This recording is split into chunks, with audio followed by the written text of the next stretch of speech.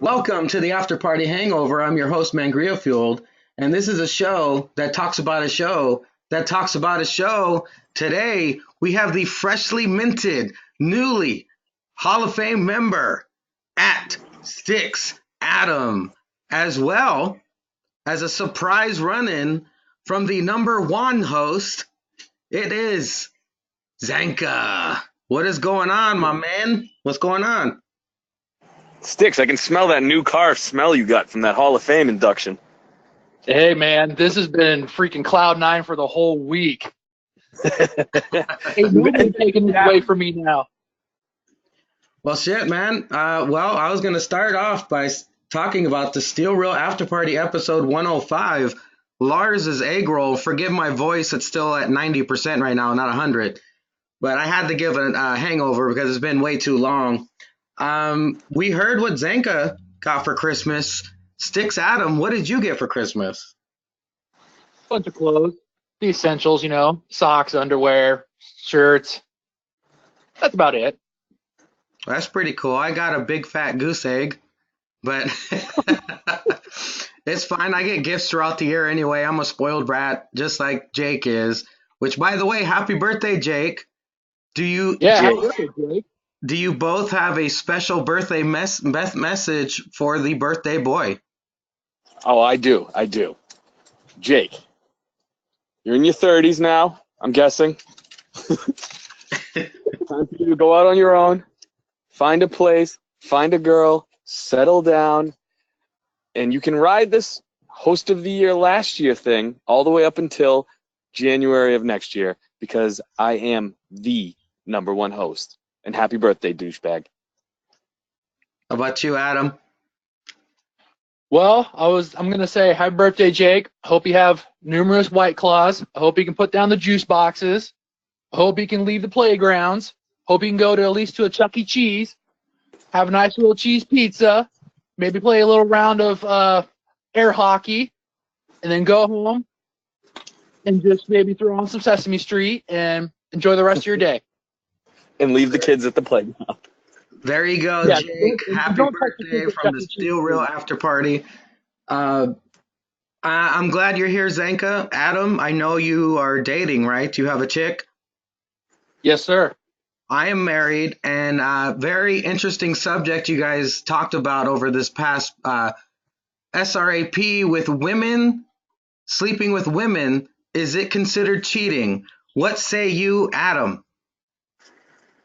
Well, I think that it kind of depends. I mean, I guess if the other person, like if the significant other slash boyfriend is down with it, then yeah, I guess there's no problem with it. I mean, I guess it depends on the other person's views. I mean, I guess it's It not. depends how close to the action you are, right? In my opinion, if they invite you in, it's not cheating. Maybe where Jake was coming from was maybe psychological. Maybe the psychological cheating what meant more to him. But as Zenka said, bumping beavers, it ain't no thing. Yeah. I'd allow it. If See, I that's what I'm saying. If nothing else, you get a quick fucking digit smell and you're good. Zanka is the people's host. He is the Hall of Fame host, in my opinion, and he does a lot extra for us, including watching the Mitch Bennett Comes to Town porn. Adam Hagen, did you watch Mitch Bennett Come to Town, or whatever that dude's name was? No, I didn't. I just took Zinka's word for it. He's always the one that's down to take a bullet for the SRAP Army, so I take his word. He took a gay Dude, it bullet was this gross. time. He took a big gamble. I did not win. I left the table. I lost all my chips. I'm done. Have would you probably been be- able, the world wants to know, Zanka, have you been able to whack it since the podcast? Yeah, I'm pretty sure I did it on the way home from the podcast. I had a lot of built, stuff, so I had to get it out there. Toss the rope out the window. Good to go. My question is, what did your girlfriend, was she there, and did she happen to see you watch it? And if so, what was the look on her face? No, she was not there. I did it in the bathroom on the shitter, so I actually even had my digit out. So It probably could have happened if I was into it, but it's just not my thing. Jesus. I I lit a did not. candle, though. It was kind of romantic. I did not watch Mitch Bennett come to town because maybe personally, I'm afraid that if I watch gay porn, I'll start to get into it and it'll just start a snowball effect. So I'm gonna avoid Mitch Bennett getting head and stick to regular freaky ass X video porn. Come on, what are you guys doing with your lives? You got to live a little. Hey, there's some rabbit holes that you just do not go down. I've seen How do that you know? porn. You never know what's down the hole, man. Oh, my imagination can just ruin it for me enough as it is. Well, Zank Chris and I are very familiar with shitty movies. That's why I handpicked The Ginger Dead Man and Jack Frost. We've heard Zanka is not familiar with these crappy movies. Adam, are you familiar with The Ginger Dead Man? No, but I have watched my fair share of crappy horror movies. I watched one last night called Blood Bags, and let me tell you something. I wish I had my $4 back and my hour and a half of my life back. Jesus. Well, the only way to kill Jack Frost, the evil Jack Frost, is with banana juice. So let me just tell you right now not to watch that movie because it will cause brain damage. You kind of just sold me on it. Yeah, I might actually kind of look that up this weekend. Yeah, wait a minute. I'm going to go ahead and skip ahead to the NXT review because I'm very curious on Zanka's thoughts on these past two shows. I'll go ahead and play the role of Jake today, not molesting kids, but breaking down the action. NXT starts with the talented Mrs. Rhea Ripley, the brand new NXT Women's Championship, cutting a promo in the ring when she gets interrupted by the bootylicious Toni Storm. She comes out there and reminds Rhea that she has beaten her not once, but twice. While she's Dude, I didn't hear a word they said, and it's because I'm a pig. I get it, but Tony Storm's ass is out of this world. It has a tractor beam on it. I tell you what, I was literally the same. I was just sitting there in awe, and I didn't know if I needed to sit there and keep watching or go in the bathroom and rub one out. And mitch it up. I got you. I got you. I'm not sure why I didn't like Toni Storm because I guess the last time she fought Kaylee Ray at a UK takeover, she was being a whiny little bitch, like crying in the ring while Kaylee Ray beat the shit out of her. So that was a major turnoff. But when she showed up on NXT with that big fat ass, I became an instant Toni Storm fan. You know, in movies when they drop a flash grenade and all you hear is "Whoa!" That's what happened when Tony Storm's ass came out of the curtain. Yes, I completely agree. And then, while Toni Storm was cutting her promo, straight out of the UK mart, the fugly Miss Mountain Dew trailer park, Kaylee Ray comes out, interrupts with her stating her case that nobody's taken the belt from her. But then we get another interruption as the mini psychotic Asian Io Shirai comes out, spouting out her, I'm guessing, Zanka's favorite promo, with the whole audience shouting what, which I can't believe they still do that to Asian people when they try to cut promos. It's disrespectful. But then she just looks at the title and says, mine. And then she pops the crowd out of that. Then we get Bianca Belair coming out saying she's better than everybody, whipping her hair around. And after that, the final interruption, Tenacious C, Candice LeRae comes out, standing next to her big sister, Rhea Ripley, wanting to get in on this action. Rhea Ripley says, screw this, let's just fight. They all start tangling. We come back from commercial break. It has been turned into a 6-women tag match. Did you guys pick any highlights out of this match? Like, what was your favorite part of this match? Were you just tuned in on Toni Storm's ass, or did you pay attention to any of the action? You can take it, Sticks. I thought there was a few good spots. Otherwise, I'm a big Toni Storm fan, but I also like Io Shirai. I noticed that she really when they were tagging, it was just mostly she didn't get in all that much. It was Bianca and freaking Kaylee Ray, and finally when they got Io in, she went to go for a freaking moonsault, and then the freaking person moved. It was like, what the hell? Well, let's bypass all of this. You know what we're all thinking. Our favorite part of this entire match, was when Tony Storm sat on Kaylee Ray's face during a pin attempt. How much money would you pay to get a booty storm like that, Zanka? All of it. All my money, dude. I have a child. I would have no problem putting him up for an auction, whatever it takes. Your son is collateral for Tony Storm's ass? Dude, my son is collateral for a lot of things in my life, so yes. I had him for some reason. I just don't know what yet. And if I trade him for like a booty storm, I'm in. Well, I don't want to put him on the spot, but me and Julius Caesar actually broke down this game tape in a chat of our own. It was pretty funny because I thought it was Bianca Belair she sat on, but he pointed out it was Kaylee Ray. That was the only time I wanted to be a trailer park trash person from the UK, was when Tony Storm spread them cheeks and gave her a little booty hole kiss on her cheek. The only thing missing was the tongue tornado. Well, Bianca Belair eventually pisses off. Bianca Belair eventually pisses off Io Shirai, causing Io Shirai to walk out on her team. Rhea Ripley hits the pump handle drop to Belair for the win. I thought this was decent action to kick off the NXT. These women can all go. It was basically just, sussing out who's going to be Rhea's next challenger. And plus, we got the TakeOver Blackpool Sunday. Are either of you going to be checking this one out tomorrow? Yes, I will be. But I also want to say, the one thing this match did do was make me want to see Rhea in singles matches versus basically all of these people. Her versus Candice, her versus Tony, her versus Io. Those matches would be fucking off the charts. So I'm kind of hoping she gets a nice lengthy run with this title and she gets to run through all those matches because those matches are probably going to be unstoppable. Yes, I'm watching Blackpool, though. Well, good idea, bad idea. Is it a good idea for either woman to become double champion, meaning Tony Storm becoming UK NXT champion plus women's NXT champion, or Rhea doing the same? Do you think that's a good idea or a bad idea?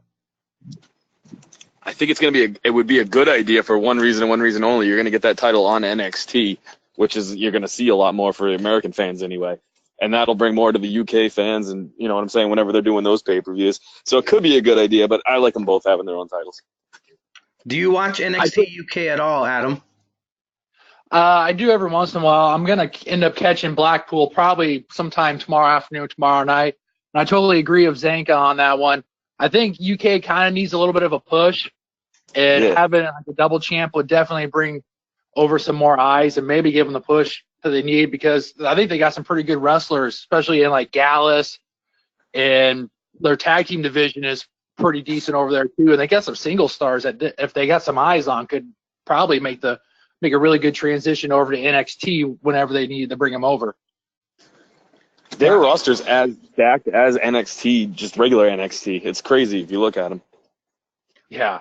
Well, after this, we get the first of two Tommaso Ciampa video packages, which is very weird because they were both similar, because we get a Tommaso Ciampa video package right now, and then later on during the night, we get like almost the exact video package, which is kind of strange.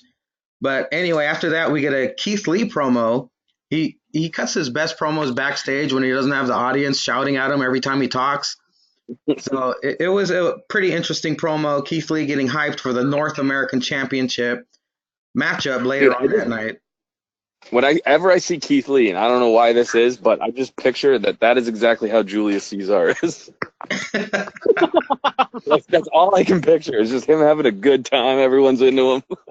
Every time he goes to the bar, he just cuts a promo on the whole bar and just starts chugging down them beers. Oh my god, his videos are hilarious. Well, I tell you what, I don't do anything on weekends. I live for Julius Caesar's freaking Instagram stories, because they are what I want to do on my weekends. He's living the life, man. Sorry to interrupt you, fellas, but it looks like we have a fourth member to the After Party Hangover. Ladies and gentlemen, the Great Bretsky 99. Well, I joined at a good time, I see. We have Zanka and Sticks Adam with us. Brett, how is your day going? Hey, Brett, Jake let you out of the chains? What? Jake let you out of the chains for his birthday? Yeah, I'm getting an hour of free time. We'll make good use of it. Hard to have that thrown up against that GIMP mask? Oh, God. Yeah, I don't know. I'm happy I can talk. I finally breathe, get some fresh air. It's great. You're talking well out of that gag ball, dude. Hey, Brett. You learn. You learn. Gretzky, last month you turned 18 and you wasted no time in hopping on the porn and you sent us a thumbnail from the Mitch Bennett porno. So my question to you, my friend, have you seen Mitch Bennett come to town? Oh, unfortunately, I have. But it's so funny though. You know how dudes who come back from war have that look in their eye? That's what me and Bretsky probably have right now. Post-traumatic You know war he syndrome. did? You know he did a second video? What? I didn't watch it because I already traumatized enough. But when I pulled it up to do the bit for the upload of whatever hangover it was for the resolutions, I saw below it recommendations. Next video, Mitch Bennett solo in the shower. Oh my God, dude. Zanka, Wait, get on that shit. Does he talk? I don't know. I hope so. God damn it. I know what I'm doing later. Shower? Guys. Danka in the shower with Mitch in the shower? Oh my God. I'll take a video if that happens. Please keep us updated, Zanka, and break down the game film, please. Do I have to? I already did one. Hey, you That want should to be- be the number one host this year, don't you? Not that bad. Well, Bretsky, we're breaking down NXT. Did you happen to catch it this week? I couldn't catch it. I couldn't catch the actual show, but I caught the whatever WWE Top 10 that they post. So I got gist of it. Well, right now we're up to the Dusty Rhodes Tag Team Tournament. Round 1 match, the Forgotten Sons versus Imperium's Eichner and Barthel. What was unique about this match, I noticed it's two heel teams fighting, right? Neither one of them are face. Yeah, I think they're both heel. Yeah, last night checked, they were both heels. Well, it was a very hard-hitting match, very impressive. And I noticed that Eichner had a broken nose, and he was wearing that weird, like, Batman and Robin face protector mask.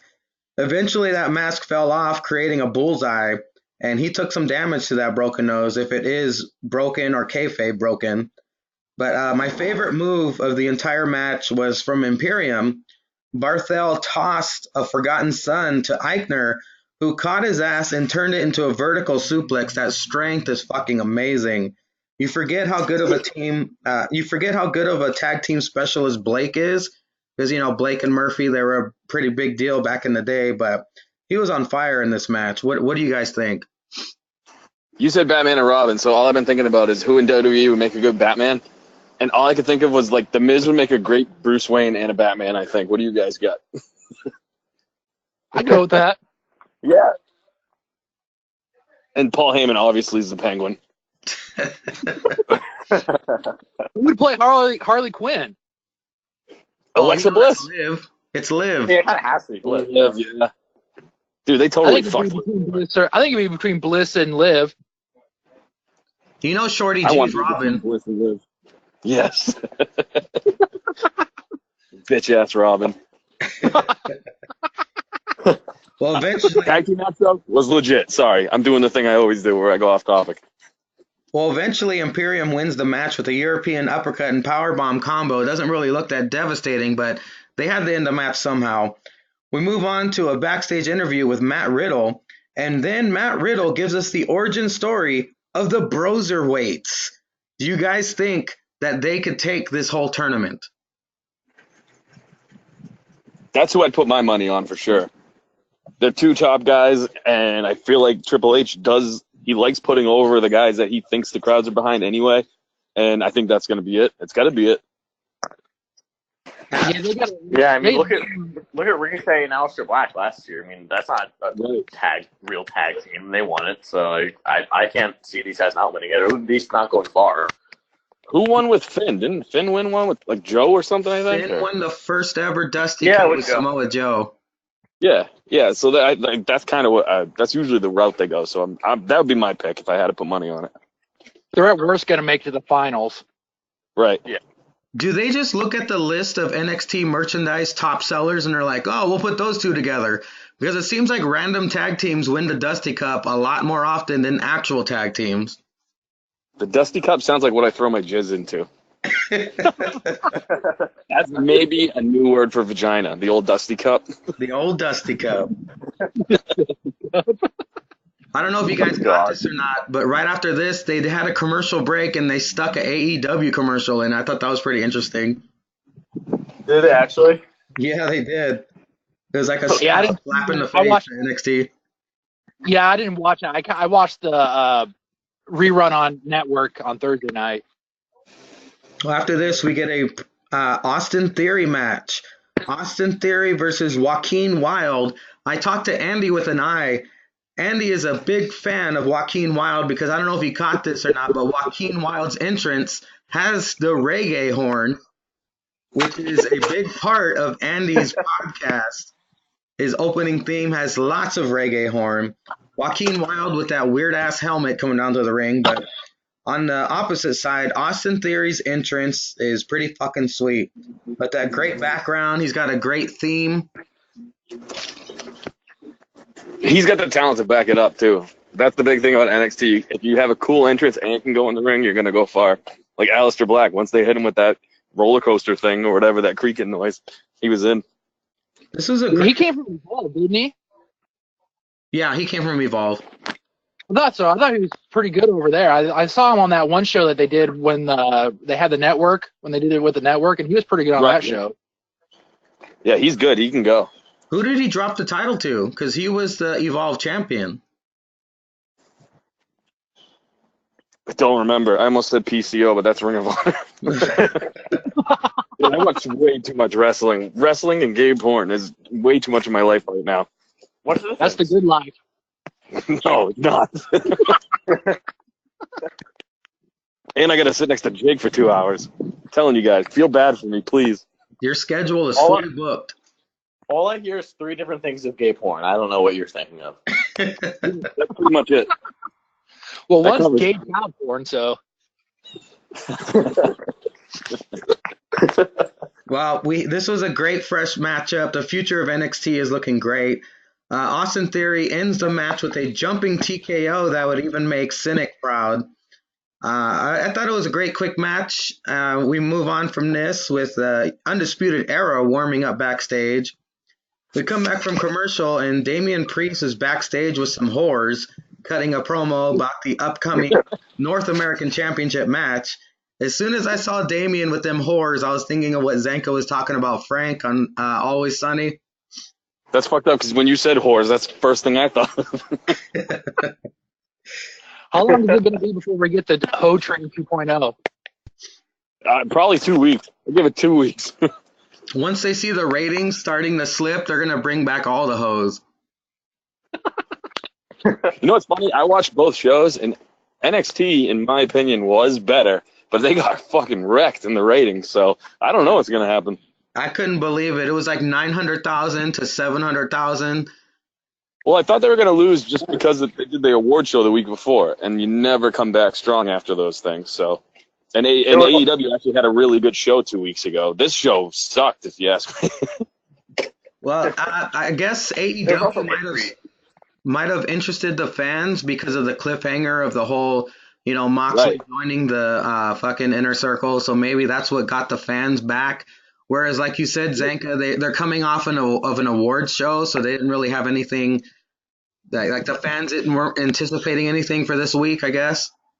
Plus, AEW did have a good show last week. Like, that's why I tuned in. I wanted to see how they're going to do it, move everything forward, and it was all right.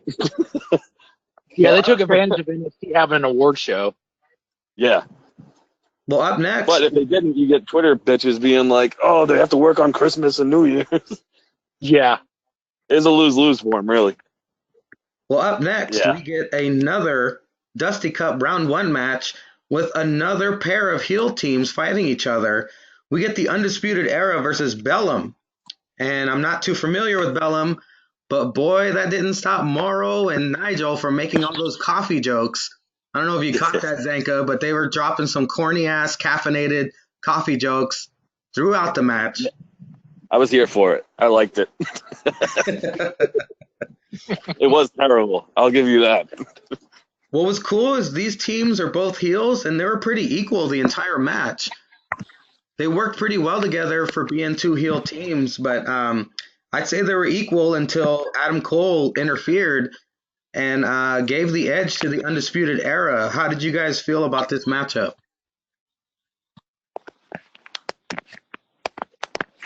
I'm kind of intrigued to see how they. I think it was from what I've seen, like the highlights. It looked like it was a solid contest. But like I'm interested to see how they go with Undisputed Era from here, because they've been they've been like this unstoppable, like taking over the entirety of NXT thing, and it's gonna have to stop eventually. But it's interesting to see how long they can go with an equal, like something like this, or it's like a really good equal back and forth match. Then Adam Cole comes out to interfere. Roderick Strong comes out to interfere.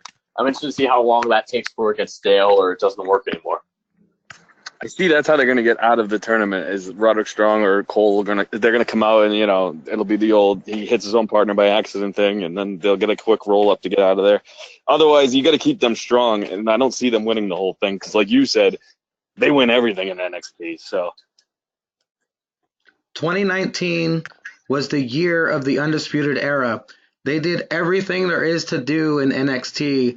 I believe 2020 is the year the Undisputed Era invades Raw and or SmackDown and starts doing new shit, because if they remain in NXT much longer, I believe it'll start getting old.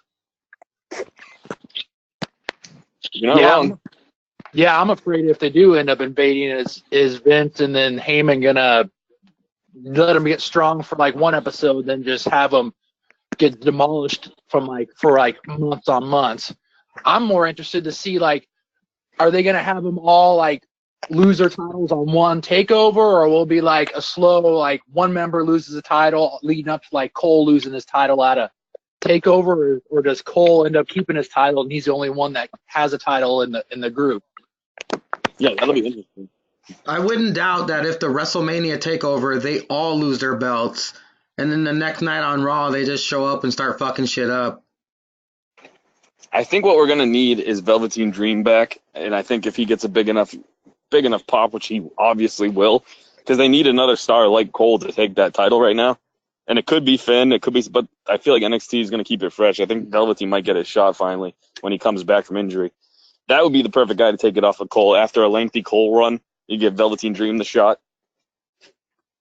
Or if you really kind of want them to fuck it all up, you have them all enter the freaking Royal Rumble, then they each turn on each other when it comes time to start doing eliminations. Or they all enter and Lars just comes out and tosses them all out because they're all 120 pounds. Yeah. If Lars comes out at the Royal Rumble and the crowd starts chanting Mitch, Mitch, Mitch, what do you think he's going to do? He's just going to start sucking dudes off. You got to steer into that kind of gimmick, man. That's money on the table. There's going to be ropes and slinging everywhere in the crowd. Well, the match eventually ends when, like I said, Adam Cole interferes, delivers a kick to the head of Wolfgang. O'Reilly and Fish hit the high-low for the win. They move on in the Dusty Cup. Then we get Johnny Gargano heading to the ring to cut a promo. Very interesting that the crowd was booing him most of his promo. I wasn't aware that the crowd turned on Johnny Gargano, maybe just because they love Finn more, but the crowd is pretty divided. Could that be that Gargano's getting maybe a little stale on him with the good guy type of thing? Like he had that pretty good little heel run when he was with Ciampa, but is he kind of just more seen as like a baby face instead of like a tweener? I'd have to say you're right. The crowd is getting tired of Gargano. He is pretty much Johnny NXT, but he's been there so damn long that any new flavor of the month, which I can't believe I'm saying that about Finn, but anybody new to come in, they're going to be more excited to see over Gargano. Gargano puts on matches of the year, but Finn as a face or a heel will always get the bigger pop. Johnny Gargano's star is fading. I think what's helped Finn out is that he made that heel turn and he's made it successfully. Well, speaking of Finn, Finn comes out, basically calls him Johnny Promo, and announces their match for NXT TakeOver Portland, which, my God, I wish I could go to because it's not that far away from me, but it's already shaping up to be a great card. That match is going to be stellar, too. That could be the match of the night. It very well could be, yeah. After this, we get Cameron Grimes backstage screaming to himself about the North American Championship match later. Then we get an announcement. Kushida's partner for the Dusty Cup Tag Tournament is none other than Alex Shelley, who I have no idea who the fuck that is. Zanka, can you fill us in? Yeah, you should, because he's fucking sweet, man. You got to go back and watch him and Saban. They used to be a Machine Gun Kelly. I'm Machine Gun Kelly. Motor City Machine Guns. They were fucking badass. Alex Shelley's sick. He spent a long time in Ring of Honor, too. He was on TNA for a while. He's really good. I'm pumped that and these guys used to tag as well, so this is going to be epic. Motor City Machine Guns were freaking phenomenal back in the day. They were awesome. Well, hopefully, because I'm sorry to say I'm still not sold on Kushida. So hopefully the Time Splitters will change my mind. After this, we get Mia Yim versus Kaden Carter. I'm pretty sure this is not going to be on the Hulu cut. Pretty quick matchup. Mia Yim wins after Kaden comes off the top rope and Mia hits a one-knee code breaker. And then out of nowhere, we get Chelsea Green, her sexy ass, coming into the ring, attacks them both. And then some fucking weird Harvey Whippleman looking dude on the ramp saying, "This is the Robert Stone brand." Does anybody know who the fuck Robert Stone is? No. No.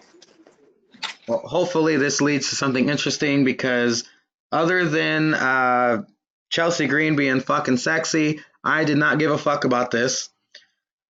We get a Dominic Dijakovic. I had to space it out so I could say it correctly. That a guy. Promo backstage, again, hyping up the main event. This is when we get that similar Tommaso Ciampa promo talking about beating Adam Cole. He wants his life back. He wants Goldie back. We all get it. I'm guessing that's taking place at NXT TakeOver Toronto as well. Now the main event. The number one contender match for the North American Championship. It's a fatal four-way.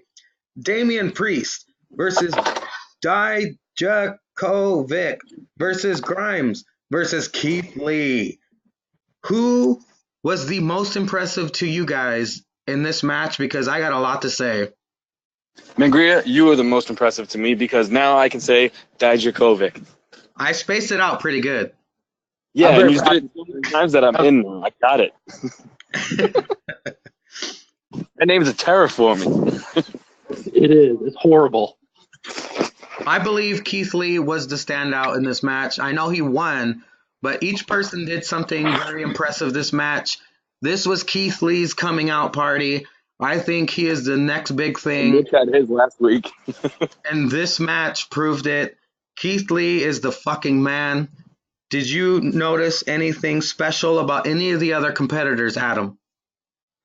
I thought they all did. They were all able to hit good spots. It made them all look strong, and I totally agreed with Keith Lee winning. And if anybody's going to take a title from a member of the Undisputed Era, it should be Keith Lee because this star has just been rising since freaking Survivor Series, and he needs to have a title on him.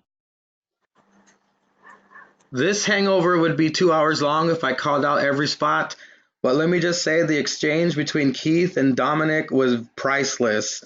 They know each other so well. They blocked every move. Then they gave that look to each other like, yeah, you the man. I thought that Spirit Bomb was awesome, too. Those two work so great together. My favorite move of the match was when Dominic threw Damian Priest at Keith Lee. Keith Lee caught that gangly Razor Ramon looking fuck and then used him as a weapon against the other two and then eventually powerbombed him on Priest. It was incredible. That's Keith Lee's strength. Priest, he flips out of the ring onto all three opponents to the outside. Keith Lee from the second rope, lifted a standing Damian Priest off the apron to hit a suplex. Cameron Grimes impressed as well with his kicks and his strength. Priest does a Dragon Rana to Cameron Grimes. Keith Lee catches Grimes again with another impressive show of strength. He had him in a powerbomb position, but Dominic grabbed Grimes from Keith, hits the knee to the face. Keith Lee pounces Dominic out of the ring. Priest hits the crossroads onto Keith Lee. Lee double chokeslams Dominic, and Priest ain't nothing but a Lee thing, baby. Cameron Grimes then somehow nails the collision course on Lee. For a 2 count, he moonsaults off the top rope to the outside onto Damian Priest, double stomps Dominic to the apron. Keith Lee hits the spirit bomb to Cameron Grimes for the win. Keith Lee is the number 1 contender for Roderick Strong's North American Championship that will be decided in 2 weeks.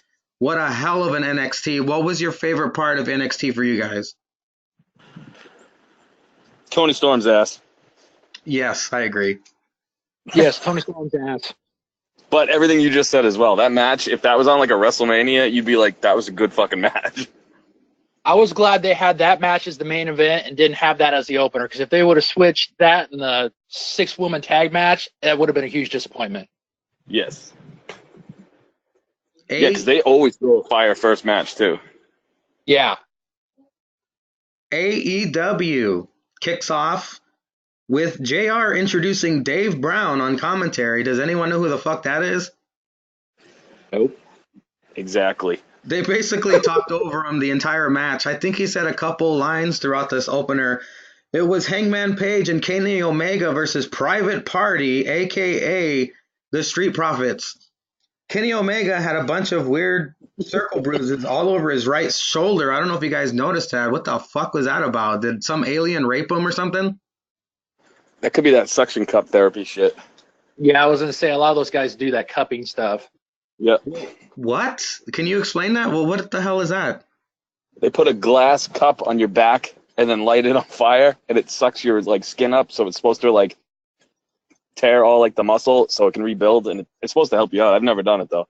Holy shit. Yeah, Olympic swimmers all the time get it done. Yeah, I've seen a lot of athletes start doing that. I just figured it was some kind of stupid snake oil bullshit. It might be, yeah. I don't know. It looks fucking freaky though. Yeah, it does. Damn, I guess I learned something new every day. Thank you for that. Omega and Page, they get into a chopping contest with Cassidy, the guy who shrieks every time he gets hit, which is always comical. Mark Quinn, he's such a star, man. He was flying all over the place during this match, lighting people up. There's flatliners, Spanish flies, snapdragon suplexes. It was an incredible match. Hangman, he almost nails the buckshot to Omega. Then Quinn shoves Hangman into Omega, causing another little misunderstanding there. Omega accidentally tosses Quinn's foot into Page's head. Omega ultimately hits the one-winged angel for the win. Do you guys believe that a match between Hangman Page and Kenny Omega will be good? Or do you think Hangman is going to lose again? Well, I think the match is going to be good, and both those guys need it. I know Kenny Omega keeps talking about how he's taking a step back, which in my opinion isn't the right move because he got Joey Janela over in their match, and that was on AEW Dark. So if he wants to get talent over, he's going to get in the ring with him. Hangman is a good talent, but I don't see him being the face of your company. So I don't know. I think the match is going to be fine, but I would actually book Kenny to get the win. There were a lot of totally. Obviously, he's going heel, so maybe he will pick it up. Go ahead, Adam.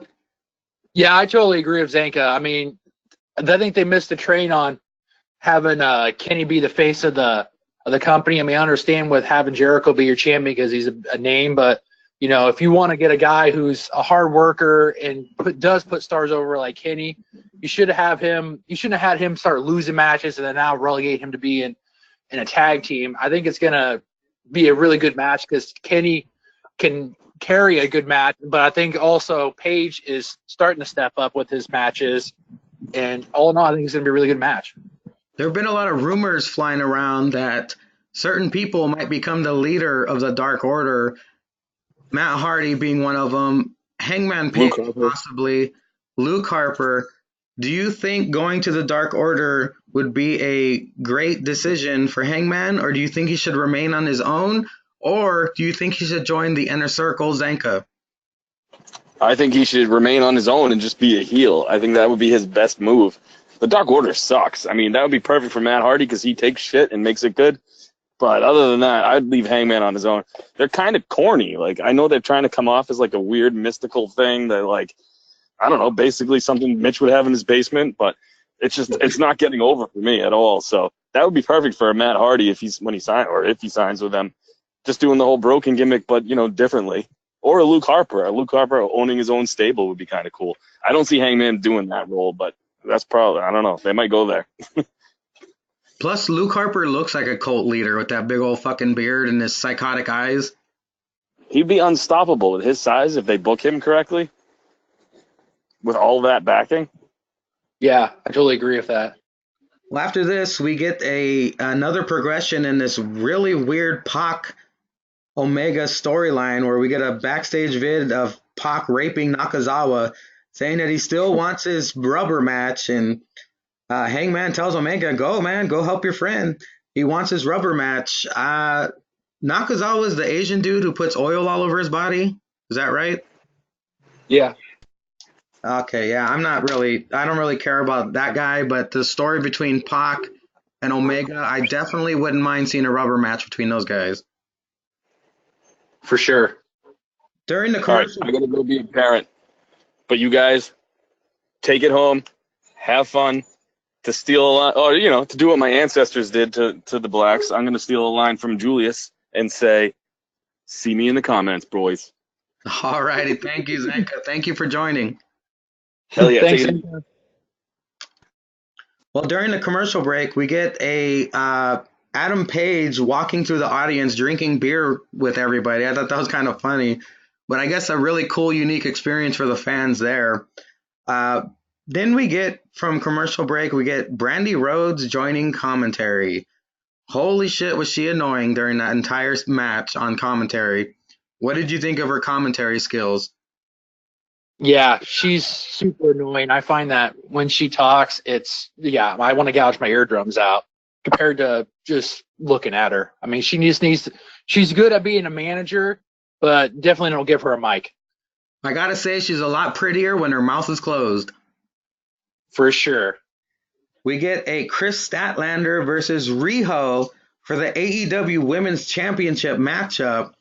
And Hikaru Shida and Britt Baker sitting in the audience with a plate of shit under their nose looking expression as they watch in jealousy as Chris Statlander takes on this basically a child. I hate Riho, man. I don't like her at all. She's not believable to me as a champion. By the way, Chris Statlander's from the Andromeda Galaxy, Adam. Are you familiar with this galaxy, and are you going to visit it? No, I have a feeling that if I showed up there, I might get robbed. Brandy's annoying. Brandy kept calling Excalibur Exhibit for some stupid reason. But eventually, Awesome Kong and Bald Lady come down to interrupt this matchup. I guess the Bald Lady's name is Mel or Mal. She attacks Riho. Chris attacks the Bald Lady and Awesome Kong. Brandy then leaves commentary, walks down the ramp, and gets into a face-to-face with Chris Statlander. If you notice, Chris actually started speaking English instead of her stupid alien booping on people's noses or whatever she used to do. And then from under the ring, out of a horror movie, comes this bald-looking crazy fuck, Luther, who I'm also not familiar with, distracting Chris Statlander while Kong attacks her. Riho eventually jumps on Luther, like that hurt at all, but Luther sold it. Riho gets the win after Kong trips Chris before Chris could hit that impact tombstone pile driver she does. Fucking Kong just trips her. Riho gets the win and an awkward 69 pin, if you noticed. Yeah. Mel eventually attacks. They gang up on all of them in the ring, but Hikaru Shida helps out, and so does Big Swole. Britt Baker is sitting in the crowd still, like, is this over yet? And then Sunny Kiss as well comes out. I'm not sure if they would approve a guy going in there and beating up all these chicks, but I guess he looks more like a woman enough to come out and help the other women. What did you think of this segment, and who do you think came out shining? I thought there was just a lot going on. I thought that Luther guy looked like freaking that dude from Saw, the guy who was like the one like passing all those strings, the old guy. He looked like him, but he was like she shaved his head. I think that what it came out was that they might be having Britt Baker do a heel turn, just the way she was just sitting there with that resting bitch face. Yes, they are foreshadowing it. Because you remember last week she went off on Riho, telling her she's just showing up to fight and then leave. She's not around all the time like she is. Yeah, that's the big thing I took out of it is that we're probably going to get a Britt Baker heel turn, and that'll be interesting to see how far they go and how long they're going to keep the title on Riho. I mean, there's no traction with her. I mean, the fans aren't getting in her and onto her, and she shouldn't be champ. I mean, you can tell that with her being a current tag, like intergender tag person with Kenny, that's probably why she's champ. But yeah, they got to get the belt off her. Well, after this, we get a super bad Kip Sabian and Penelope Ford video package. I am not familiar with either of these people, but being unfamiliar with someone is a good and a bad thing because anything they do from now on will be surprising to me. Hopefully, they'll have an interesting storyline going on with Joey Janela because apparently Penelope Ford used to bang him, but during this video package she hit him in the junk. So I'm guessing that's who Kip Sabian is going to be taking on next. Well, I think she used to be his manager, I believe, because I think when AEW started doing stuff, when he showed up, she was with him. And I know Kip Sabian and her are dating in real life. Well, that should be interesting. I can't wait to see what plays out because Joey Janela is a psycho, and all of his matches have been entertaining. As long as Penelope Ford's outside there in the ring, that's all I care about. All eyes on Penelope's ass. Yes, sir. After this, we get Christopher Daniels versus Sammy Guava Juice. Of course, not familiar with Christopher Daniels. I know he was in TNA. He's a veteran already. I like how JR was trying to get CD over. Oh, good old CD is taking on Sammy G. He can't say anyone's full name for some reason. I guess it's his old age. But Yeah. Andy with an eye was right about this match. He said there was way too much Sammy ass to the point where even the crowd was chanting Sammy's wedgie. I don't know if you caught that. It was pretty funny. Yeah, way too much Sammy. It should have been like a 2-minute match. Have him get over on Daniels and peace out. Let's move on. Well, what they did was they had Christopher Daniels dominating most of this matchup to the point where he almost won, but Pentagon comes out and shouts from the entrance ramp, "Show me you can do it!" And that distracted Christopher Daniels, so Sammy hits a kick to the back of his head and wins pretty easily. After this, the infamous Dark Order come out as Evil Uno tries to convince Christopher Daniels to join. It looks like Christopher Daniels is going to put the mask on. He refuses, and then they beat the fuck out of him. During this, SCU and the Young Bucks come out to even the odds. I told Jake this earlier in the week. I believe AEW has bigger plans for the Dark Order than we know. They are just not letting this go. I know maybe most of the fan base hates this storyline, but my God, is AEW going to push this till it works? Yeah, they're going to push it till the fans literally turn on them or they start losing viewership during the time that they're on there. I mean, they were neat when they first debuted, but now the shine's kind of off them. I think the only thing that's going to get them over is if they can figure out who they're going to put in as like a new signee as a leader. Maybe that person will get them some shine. Maybe will help them take off. But it's getting really stale. Well, after this, we get the Lucha Bros taking on the Cody and Dustin Rhodes. And I believe this is the first time they've ever faced each other 2-on-2. Very impressive how great Dustin is, even with his old age. He can still go, and they pick up the win here after a Cody cutter and a final reckoning, which used to be called the curtain call from Goldust. After this, Tony Schiavone comes into the ring and interviews, asking what Cody's response is to MJF. Arn Anderson takes the mic and says, "We'll give an answer later." What did you think of this matchup? And do you think Cody and Dustin will get a tag team title shot in the future? I thought it was a good match. I mean, the Lucha Brothers are really good. Cody can go really good, and even with getting older, Dustin is still putting on good matches. I mean, I don't know how good he would be as like an individual match, but he is shining really well in tag team matches, especially with Cody. I wouldn't mind them getting a tag team title match. I mean, I don't know. I think their next show is like what, Bash at the Beach or something like that. And I don't know. I can't remember if I think they're having like a 4-team tag team match or something like that. And I can't remember if they're one of the tag teams in it, but it was a really good match. Well, after this, we get my favorite segment of the night. MJF comes out with Wardlow. They go to commercial. They come back. MJF is in the ring. He calls out Cody, wanting the answer, but he even gives him a 10 count, 10 count, 10, 9, 8, 7, 6, 5, 4, 3, 2, 1. Doesn't show up, calls Cody a bitch, but out comes DDP, which I guess he's working for free. I don't know if you heard that or not, because his DDP yoga is doing so well. I guess DDP is working for free. He comes out there, cuts a promo on MJF. MJF eventually sicks the Butcher and the Blade on him. He said, "You can either kiss my ring, or I can take one of those diamond daughters of yours. I can lay her down real nice in my bed. And then we're going to do one thing and one thing only." He hands the microphone to Wardlow. He does DDP's signature, bang! And then DDP grabs MJF by the neck, but the Butcher and the Blade attack. DDP drops both of them with diamond cutters. But in the end, MJF kicks DDP in the nards, getting the upper hand. QT Marshall and some refs come out to save DDP, Dustin Rhodes too, because DDP is an old fuck, and I'm pretty sure he couldn't take that gang beating by all those young guys. Did you like this segment, and what was your favorite part? I was really surprised that the Butcher and the Blade showed up.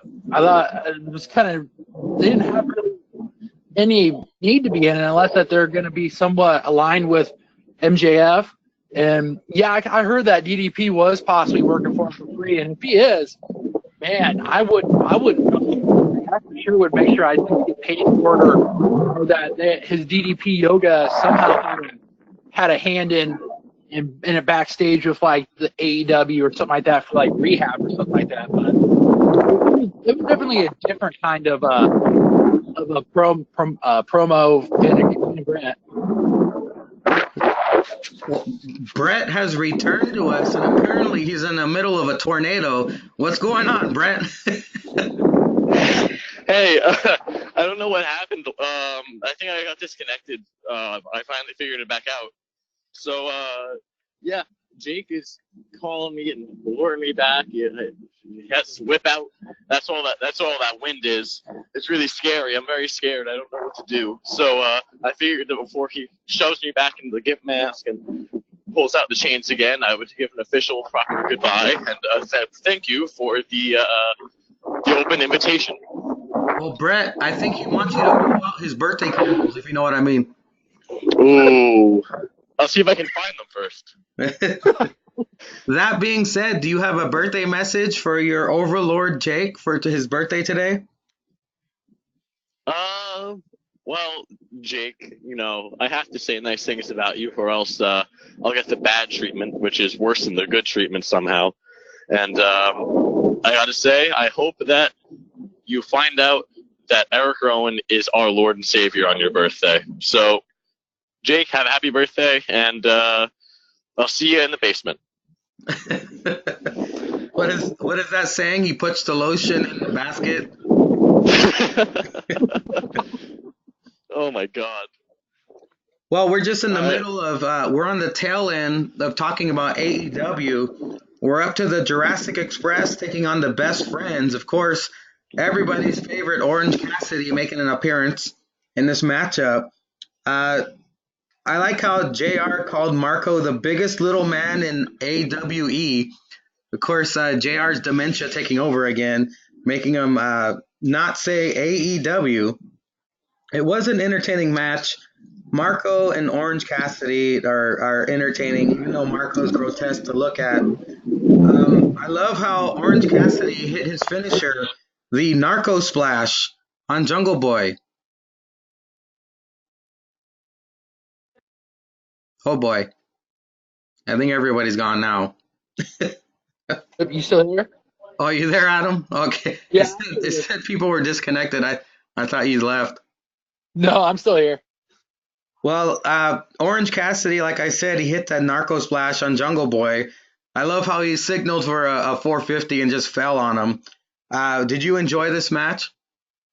Yeah, I'm a huge fan of Orange Cassidy, and I think this was another match that just showed how much of a star that they have in him. And if they ever were to ever decide on if they could get like a mid card title, he would definitely be a good guy to have be like the first champion is that because he's just so over with the fans.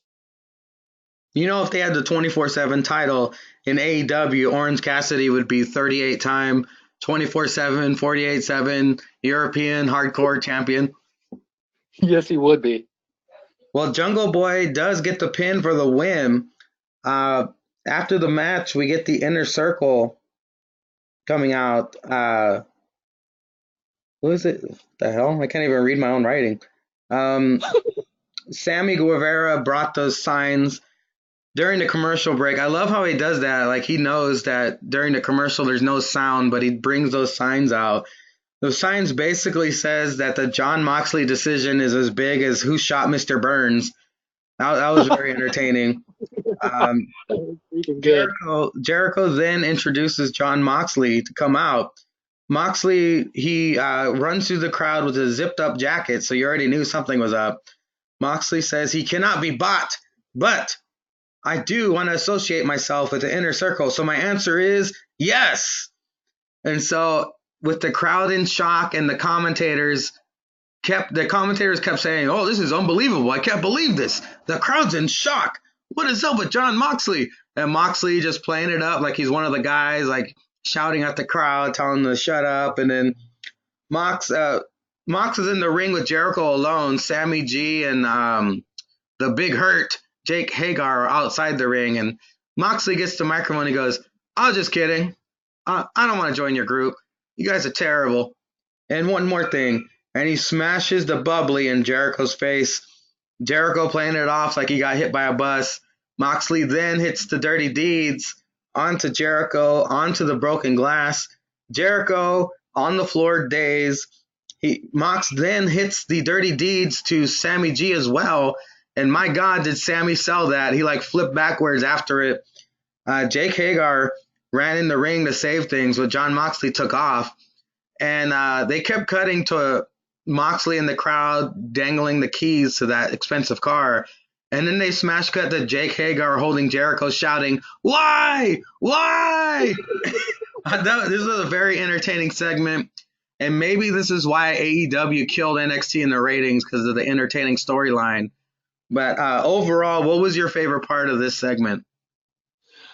I was first when Moxley showed up with the jacket. I thought something was up, and then when he joined, I was actually shocked myself. But then as they started filing out, and it left Jericho and Moxley in the ring, it's like okay, what we got here? And then when he turned on him, that was really good. I thought it was really well played out. Sammy selling that paradigm shift was the best seller since the Rock selling Stone Cold Stunner. And I think I don't remember if it was either AEW's Instagram thing or if it was like AEW on TNT. They had the clip of Hagar holding Jericho behind the song of like, "I just died in your arms tonight." I saw that. That was freaking awesome. If you get a chance to like get on and look that up, that was awesome. I gotta check that out. That sounds hella funny, man. Oh, it was so good. And I agree with you. I think this is the reason why they won in ratings because it's something different. Nobody really knew because a lot of people are still trying to figure out Moxley's character and stuff like that. So you really didn't know if he was going to join or not because you don't know which way he's going to go. Like, is he going to embrace full heel, go with them, or is he going to be kind of like that renegade, good guy, bad guy, tweener guy? Yeah, it was a pretty entertaining show. I loved NXT for all the in-ring action, AEW for all the story and the entertainment. That kind of seems to be the broken record here on the Wednesday review show, but I mean, we're the winners in the end. We're getting spoiled with all this entertainment, Raw, SmackDown, and plus we get a NXT UK pay-per-view tomorrow. We'll all be watching. I will see you in the chat room, my friend. I want to ask you though, I'm going to do something else new for the Hangover. After each episode, I want us to put our heads together and come up with a hashtag for this episode. So After Party Hangover episode 22, hashtag what? We've had Brett. Hashtag We've had Brett come in. We've had Zanka come in. We've had technical issues. We found out that Mitch has a second porn scene, not necessarily gay, but he's stroking it in the shower. What should we hashtag this episode? hashtag open orgy. Hell yeah, man. I'm down with that. There you go, ladies and gentlemen. After Party Hangover, episode 22, hashtag open orgy. Thank you very much, Adam. Thank you very much, Zanka. Thank you very much, Brett. Hopefully he doesn't join in on the last 2 seconds and find out we're done. But Hopefully he escapes Jake. he's trying. I'm going to send him a file. Hopefully he can get out of that cage. Yeah. Well, thanks again, everybody. Thank you for everyone who's listening. And as always, all hail Linda's Bush.